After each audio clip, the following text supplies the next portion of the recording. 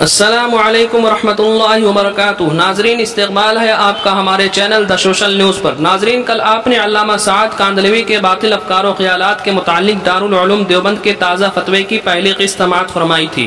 اس میں علماء مدھیہ پردیش کا تفصیلی خط جو حضرت مفتی ابو القاسم صاحب نعمانی کے نام تھا، پہلے اسے پیش کیا گیا تھا۔ اس کے بعد دارالعلوم دیوبند کے فتوے کا ابتدائی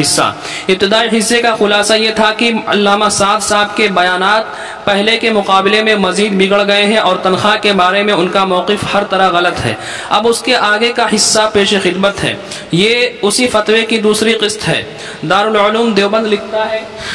دیکھیے علامہ عینی، علامہ قطانی، شیخ الحدیث حضرت مولانا محمد زکریہ رحمہم اللہ تعالی علیہ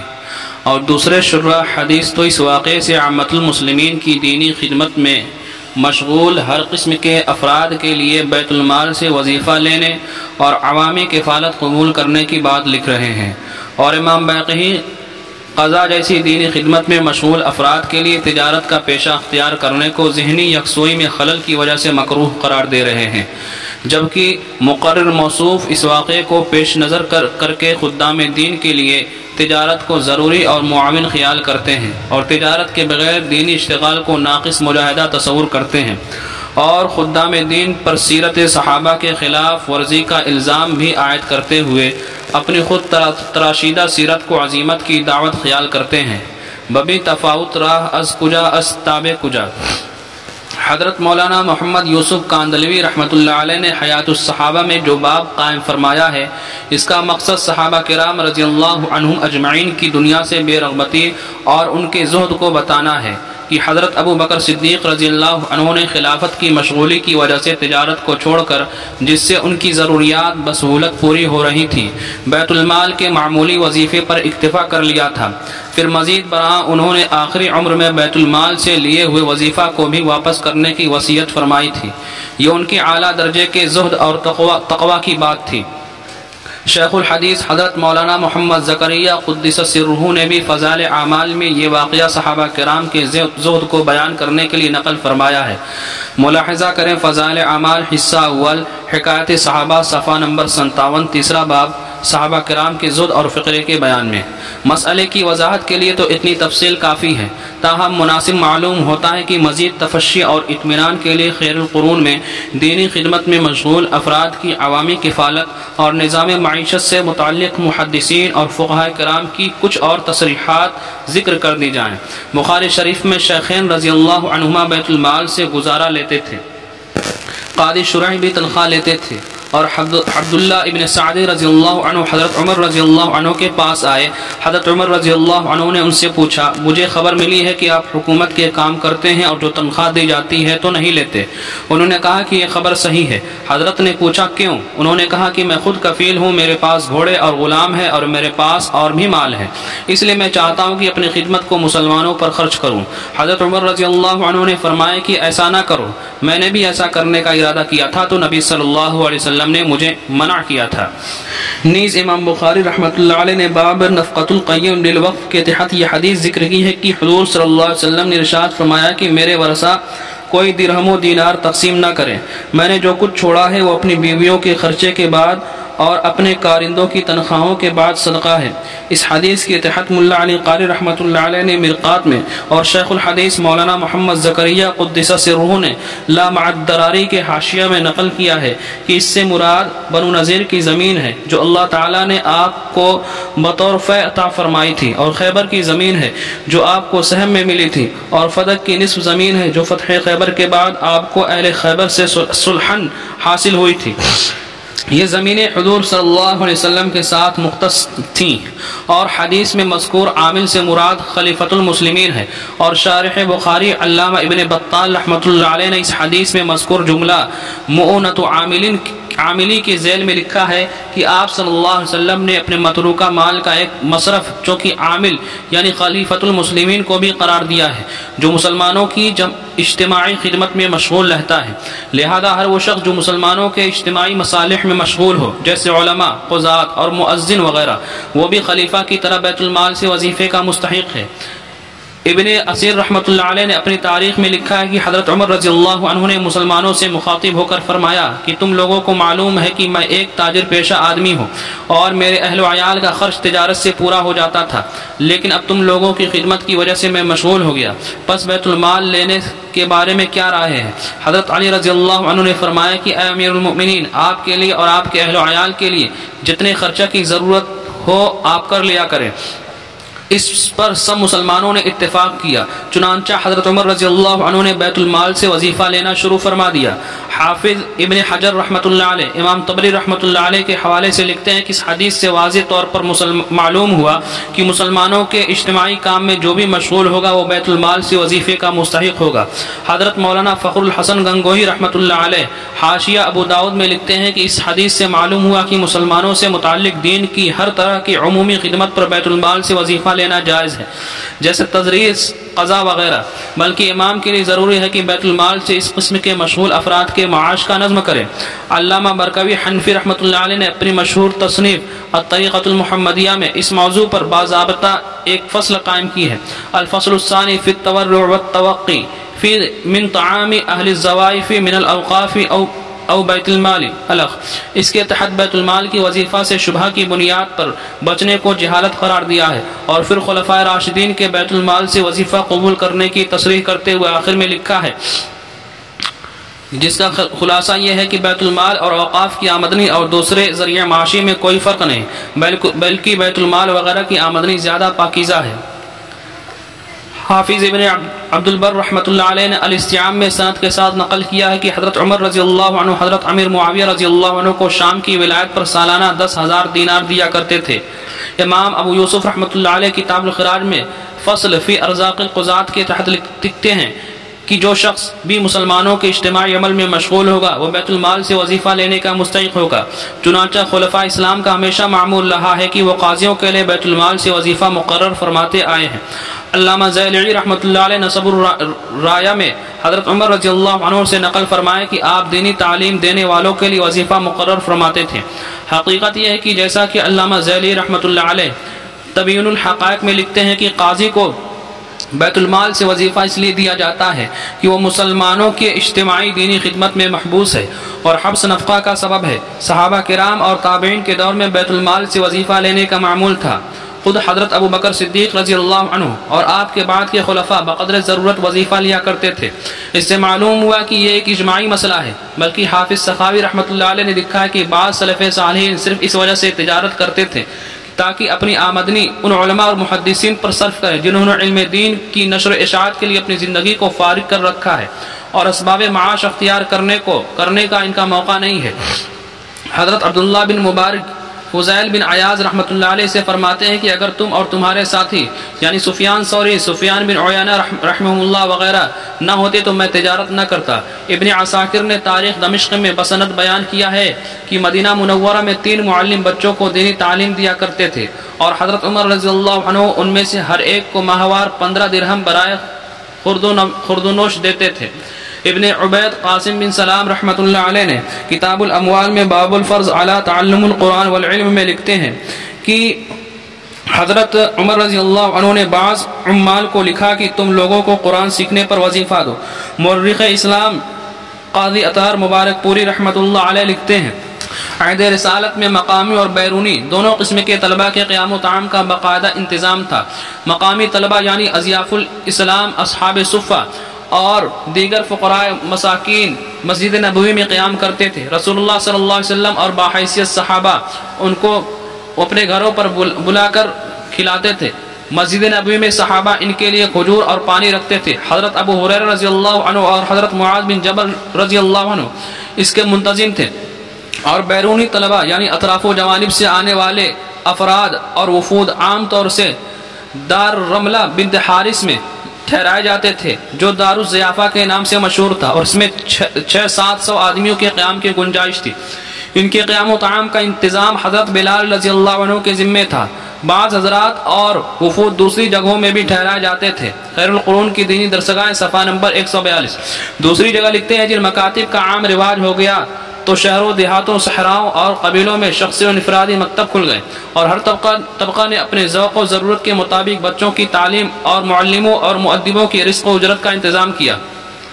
دینی خدمات کے ساتھ وظیفہ لینے اور تجارت نہ کرنے کے متعلق حضرت ابو بکر، حضرت عمر اور دیگر صحابہ کرام رضی اللہ عنہ اجمعین کا جو معمول رہا اور فقہاء کرام نے اس سلسلے میں جو کچھ بھی تحریر فرمایا، اس کی روشنی میں حضرت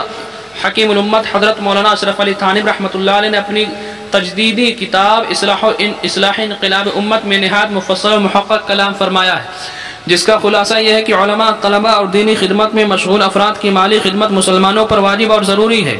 اور یہ نفقہ واجب کی ایک اہم ترین قسم ہے جس کی طرف عموماً لوگوں کی توجہ نہیں ہوتی ہے۔ فقہاء نے فرمایا کہ نفقہ جزائے حبس ہوتا ہے، جیسے رزق قاضی یعنی قاضی کا نفقہ کہ وہ عام مسلمانوں کی خدمت میں محبوس ہوتا ہے، اس لیے اس کی کفالت تمام مسلمانوں کے مال سے بیت المال کے ذریعے کی جاتی ہے۔ اسی طرح علماء اور طلباء کا نفقہ بھی مسلمانوں پر واجب ہے، کیونکہ یہ حضرات قوم کی دینی خدمت میں محبوس و مشغول ہیں۔ اسی طرح علماء اور طلباء کا نفقہ بھی مسلمانوں پر واجب ہے، کیونکہ یہ حضرات قوم کی دینی خدمت میں محبوس و مشغول ہیں۔ اس کی عقلی نظیر بھی ہے کہ بالفرض اگر پوری قوم میں کوئی طبیب نہ بنے تو عقل کہتی ہے کہ پوری قوم پر لازم ہے کہ متفق ہو کر چند افراد کو اس فن کی طرف متوجہ کرے اور اس کے خورد و نوش کا خود انتظام کرے، ورنہ پوری قوم پریشان ہو جائے گی۔ اب جب تک بیت المال کا نظام تھا تب تک اس کے ذریعے مسلمانوں سے یہ نفقہ وصول ہو جاتا تھا، لیکن اب صرف یہی صورت ہے کہ مسلمان از خود علماء اور طلباء کی خدمت کرے، مدرسہ کو دے کر یا براہ راست دے کر۔ آیت قرآنی للفقراء الذین احصروا فی سبیل اللہ لا یستطیعون ضربا فی الارض ہماری تقریر کی واضح دلیل ہے، کیونکہ لام استحقاق کا ہے، حصر اور احتباس پر دلالت کر رہا ہے۔ فی سبیل اللہ کی تفسیر طالب علم کے ساتھ منقول ہے، لا یستطیعون ضربا معاش کے لیے فرصت نہ ملنے کی طرف مشیر ہے۔ ان تمام چیزوں کے بعد علماء طلباء سے یہ پوچھنا کہ معاش کا انتظام کر رہا ہے، عجیب بات ہے۔ پوچھنے کا حق تو انہیں تھا۔ اس تقریر کے مطابق اس مسئلے میں امام شافعی کے قول پر فتویٰ دینے کی ضرورت ہی نہ رہی،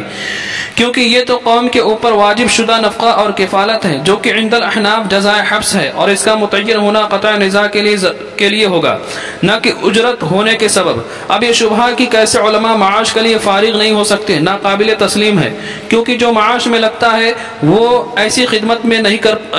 نہیں کر پاتا جیسے کہ فارغ ہو کر لیتا ہے۔ یہ بات تجربے سے ثابت ہے، اور تجربہ کی باتوں میں بحث نہیں کی جاتی۔ اسی طرح قرآن دیکھو کہ جو لا یستطیعون فرمایا، وہ لوگ اپائج نہ تھے بلکہ حد درجہ خدمت دین میں مشغول تھے۔ نیز حضرت تھانوی رحمۃ اللہ علیہ نے ایک وعظ میں فرمایا کہ اس آیت للفقراء الذین احصروا فی سبیل اللہ لا یستطیعون ضربا فی الارض سے معلوم ہوا کہ ایسی جماعت کو ذرائع تحصیل معاش میں بالکل مشغول نہ ہونا چاہیے۔ لا یستطیعون ضربا فی الارض اس پر دلالت کر رہا ہے، اور اس سے شبہ بھی جاتا رہا علماء دنیاوی معاش میں اپائج ہیں، اور ثابت ہو گیا کہ بئی معنی اپائج ہونا ضروری ہے۔ اور راز اس میں یہ ہے کہ ایسے شخص سے دو کام نہیں ہوا کرتے، خصوصاً جب کہ ایک کام ایسا ہو کہ ہر وقت اس میں مشغول ہونے کی ضرورت ہو۔ العلم والعلماء صفحہ نمبر 161 بحوالہ حقوق العلم صفحہ نمبر 15۔ بیت المال سے ملنے والی بادشاہ کی تنخواہ اور عوامی چندہ سے ملنے والی مدرسین کی تنخواہ کے درمیان وجہ تطابق پر روشنی ڈالتے ہوئے حضرت تھانوی رحمۃ اللہ علیہ فرماتے ہیں، بادشاہ کو جو خزانہ سے تنخواہ ملتی ہے وہ بھی محض اس کے لیے کہ وہ رعایا کے کام میں محبوس ہے، کیونکہ بادشاہ وہ ہے جس کو ساری قوم حاکم بناتی ہے اور اس کو بیت المال کے خزانے سے تنخواہ دیتی ہے۔ اب یہ دیکھو کہ وہ خزانہ کس چیز کا نام ہے، میں اس کی حقیقت بتلاتا ہوں۔ ساری قوم سے جو چندہ جمع کیا جاتا ہے کہ ایک پائی زید کی، ایک پائی عمر کی اور ایک پائی بکر کی، جس کو کوٹری میں جمع کیا جاتا ہے، اس کا نام خزانہ ہے۔ حقیقت اس کی وہی چندہ ہے، وہ بھی قومی چندہ ہے، اسی سے بادشاہ کو تنخواہ ملتی ہے۔ صرف خزانہ لفظ اس کی عزت پڑ گئی، لوگ کہتے ہیں کہ یہ خزانہ شاہی ہے، مگر حقیقت اس کی وہی قومی چندہ ہے۔ پس یہی حقیقت اس چندے کی ہے جس سے مولوی کو تنخواہ ملتی ہے۔ ان تصریحات سے یہ بات صاف ہو جاتی ہے کہ جو لوگ دینی خدمات میں مشغول ہے، ان کی کفالت عامۃ المسلمین کے ذمے، اور ایسی کفالت قبول کرنا نہ صرف یہ کہ جائز بلکہ عین منشا شریعت کے مطابق اور موجودہ زمانے میں مستحسن ہے، اور صحابہ کرام اور سلف صالحین سے ثابت ہے۔ نیز ہمارے اکابر رحمہ اللہ نے عوامی چندہ پر مبنی ایک مضبوط، مستحکم اور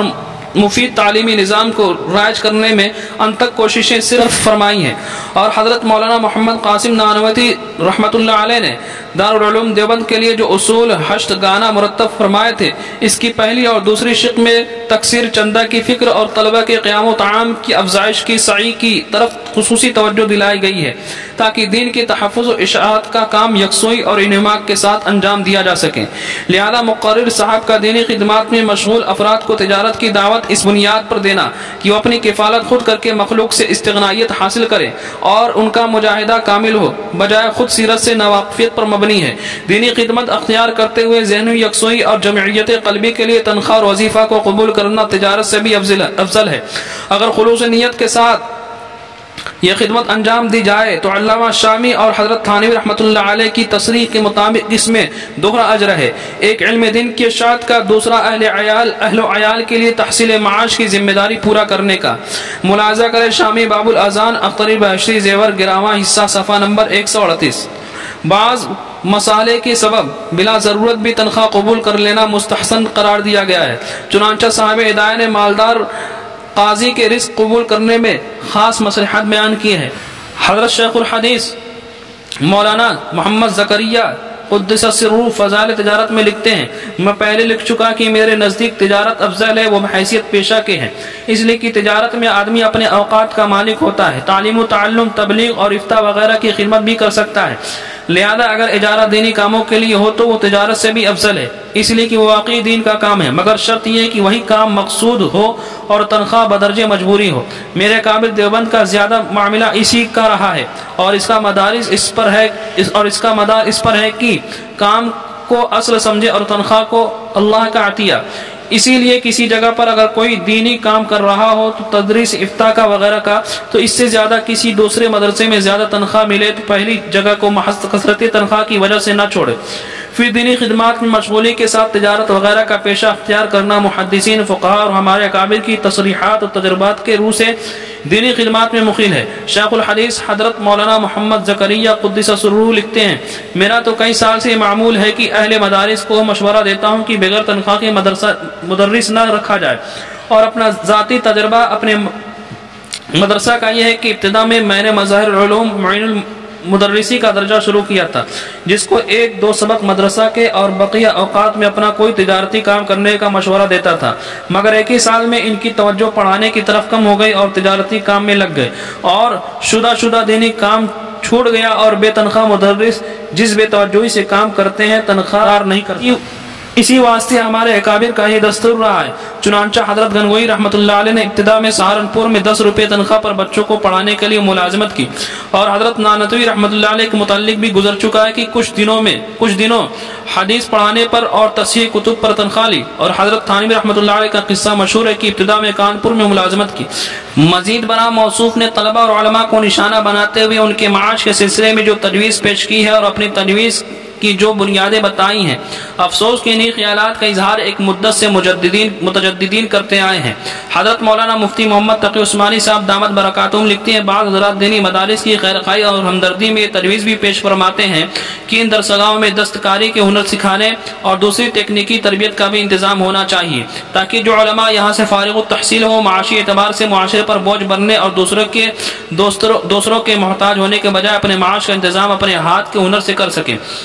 اور دین کی خدمت کسی معاوضہ کے بغیر انجام دے سکے۔ یہ تجویز خواہ کتنی نیک نیتی سے پیش کی گئی ہو اور بظاہر کتنی خوشنما معلوم ہوتی ہو، مگر حقیقت پسندی سے بہت دور اور ناقابل عمل ہے۔ پہلی بات تو ہے کہ اگر دینی مدارس کا مقصد قرآن و سنت کے علوم میں بصیرت رکھنے والے علماء پیدا کرنا ہے تو یہ علوم اپنی تحسین اور اپنی خدمت کے لیے پورا وقت چاہتے ہیں، اور آج کی زندگی اس قدر پیچیدہ ہو گئی ہے کہ اس میں تجربہ یہی ہے کہ تکنیکی کاموں میں لگ جانے کے بعد ان علوم کی خدمت محض ایک آرزو ہو کر رہ جاتی ہے جو ساری عمر پوری نہیں ہوتی۔ بعض طلباء نے علم دین کے ساتھ یہ تکنیکی ہنر سیکھے، لیکن اس عملی تجربہ میں شاید کوئی استثناء نہ ہو کر فارغ التحصیل ہونے کے بعد اگر طالب علم دینی علوم کی خدمت میں لگا تو اپنے ہنر کی طرف توجہ نہ دے سکا، اور اس ہنر کے ذریعے کسب معاش میں مصروف ہوا تو علم دین کے تعلق سے باقی نہ رکھ سکا۔ لہذا جو مدارس اعلیٰ قابلیت کے علماء تیار کرنے کے لیے قائم ہوئے ہیں ان کے لیے ناممکن ہے اور نامناسب ہے کہ وہ اپنے طلباء کو علوم دین کے ساتھ تکنیکی تربیت دینے کا بھی انتظام کرے۔ دوسرے یہ عجیب تصور ہے کہ اگر کوئی شخص معاشرے کی دینی ضروریات پوری کر کے کوئی اجرت یا تنخواہ وصول کر رہا ہے تو معاشرے پر بوجھ یا دوسروں کا محتاج بن جاتا ہے۔ علم و فن کے ہر شعبے کا قاعدہ ہے کہ جو شخص علم و فن میں مہارت حاصل کر کے اس شعبے میں معاشرے کی خدمت انجام دیتا ہے اس کا معاش بھی اسی شعبے سے وابستہ ہو جاتا ہے، اور اگر وہ اس شعبے میں معاشرے کی خدمت انجام دینے کے بجائے کی بنا پر کوئی اجرت یا تنخواہ وصول کرتا ہے تو اس میں معاشرے پر بوجھ بننے یا کسی کا دستنگر ہونے کا کوئی سوال نہیں، بلکہ یہ اس معاشرتی نظام کا ایک لازمی حصہ ہے جس پر پوری انسانیت کی بنیاد قائم ہے۔ اگر کوئی طبیب، انجینئر، ماہر معاشیات یا سائنسداں اپنے شعبے میں معاشرے کی خدمت کرتا ہے اور اس کے صلے میں معاشرے سے معاشی فوائد بہم پہنچاتا ہے تو یہ نہ تو اس پر کسی کا احسان ہے اور اس کی بنا پر یہ سمجھنا درست ہے کہ وہ معاشرے پر بوجھ بن رہا ہے یا دوستروں کا محتاج ہے۔ سوال یہ ہے کہ کیا علوم دین کی خدمت معاشرے کی کوئی ضرورت نہیں؟ کیا ایک مسلمان معاشرے کو ایسے علم کی حاجت نہیں جو ان کی دینی ضروریات پوری کر سکے، ان کو نئے مسائل میں دین کی رہنمائی فراہم کر سکے، ان کے بچوں کی دینی تعلیم دے سکے، ان کے دینی مستقبل کی تحفظ کے لیے اپنی زندگیاں وقف کر سکے، دین پر حملہ اور فتنوں کا مؤثر تعاقب کر سکے؟ اگر یہ ایک مسلمان معاشرے کی اولین ضرورت ہے اور کون ہے جو اس حقیقت کا انکار کر سکے؟ تو اگر معاشرہ ان خدمات کی اصلاح میں ایسے اہل علم کو اپنے معاش سے بے فکر کرنے کے لیے اپنا فریضہ ادا کرتا ہے، جو کون سا احسان ہے جو ان اہل علم پر کیا جا رہا ہے، اور اس کی بنا پر یہ خیال آخر کیوں پیدا ہوتا ہے کہ وہ معاشرے پر بوجھ اور دوسروں کے محتاج ہیں؟ اس لیے انہیں اپنی معاشی کفالت کے لیے کوئی اور ہنر سیکھنا چاہیے۔ الحاصل ماقبل کی تفصیلات سے یہ بات صاف ہو گئی کہ مقرر صاحب نے حضرت ابوبکر صدیق رضی اللہ عنہ کے واقعے سے جو دور ازکار استعداد اور استنباط کی وہ سراسر غلط ہے، اور حیات الصحابہ کے ترجمۃ الباب اور اصل واقعے سے ان کا کوئی تعلق نہیں ہے۔ پس کس قدر جرأت مندی آمیز یہ دعویٰ ہے کہ ان طویل صدیوں میں تمام ہی اکابر امت نہج صحابہ سے منحرف اور تن آسانی اور تعویلات کر کے غیر شرعی چیز کو شریعت کا جز بنانے کے مرتکب رہے، اور گزشتہ طویل صدیوں میں پوری امت تعویل پرست علماء کی زد میں رہی اور عظیمت پسند علماء کا سلسلہ منقطع رہا اور ہنوز منقطع ہے۔ ہمارے اکابر و اسلاف پر بلا شبہ اس سے بڑی تہمت اور کیا ہو سکتی ہے؟ کس قدر سخت حملہ ہے تمام علماء امت پر کہ وہ رخصت کے اس طرح عادی ہو گئے، بلکہ موصوف کے الفاظ میں تن آسانی اور تعویل پسندی کے اس قدر دل دادہ ہو گئے کہ اصل اور حق بات ان سے برداشت نہیں ہوتی اور وہ اس کے مزاحمت و مخالفت کے لیے کھڑے ہو جاتے ہیں۔ پھر اس دعویٰ کے نتائج پر بھی غور کرنا چاہیے۔ اس بیان کے سننے کے بعد عوام جو اپنے واعظ صاحب کی ہر بات کو حرف آخر سمجھتی ہیں، صرف ان علماء کو قدر کی نگاہ سے دیکھے جو تجارت میں مشغول ہوں اور جو ان کو خود ساختہ معیار پر پورے نہیں اترے، وہ سب ان کی نگاہ میں بے اعتبار قرار پائے۔ مقرر صاحب کا یہ خیال کرنا کہ دینی خدمات کے ساتھ وظیفہ قبول کرنے سے مجاہدہ ناقص ہوگا، اس کی زد بجائے خود حضرت بکر صدیق رضی اللہ عنہ اور حضرت عمر رضی اللہ عنہ جیسی